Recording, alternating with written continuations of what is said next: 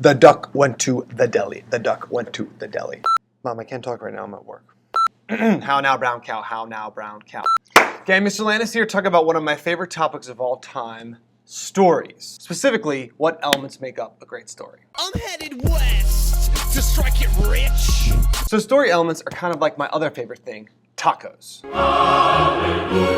Everybody loves tacos, just like everybody loves stories, whether it's a book, TV show, or movie. Now, if you're one of those people that say, I don't like tacos, just like a lot of my students say, Mr. Landis, I don't like stories, I would say you probably just haven't found the right kind of story or the right kind of taco.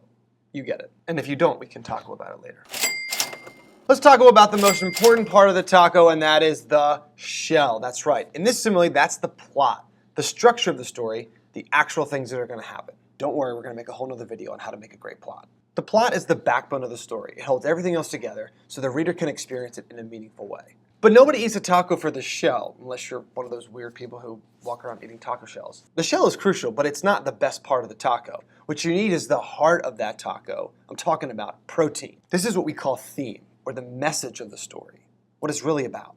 Common themes include friendship, survival, identity, overcoming grief, or finding love and meaning. I'll use one of my favorite books to illustrate, Love That Dog by Sharon Creech. This book is about a kid named Jack who learns to love and write poetry so much that he gets his teacher to invite this really famous poet, Walter Dean Myers, into his classroom.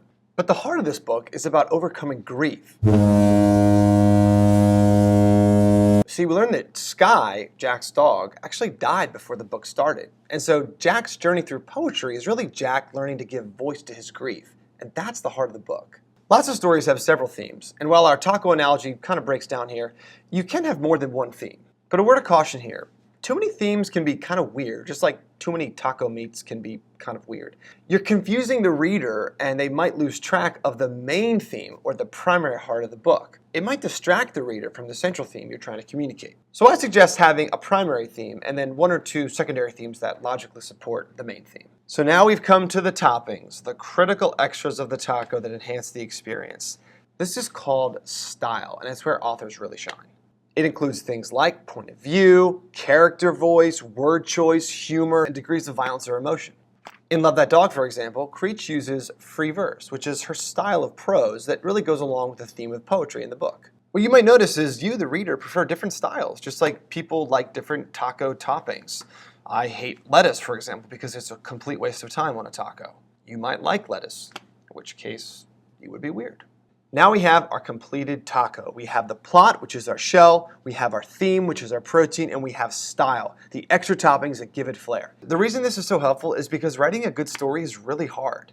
But by breaking it down and seeing the basic elements, what you like, mixing and matching, you can probably build your story better and faster. So here's an activity I'll leave you with. Find your favorite book, movie, TV show, and taco about it. Map the major plot points. Pick out the primary and secondary themes, and figure out the style, the way the author told the story.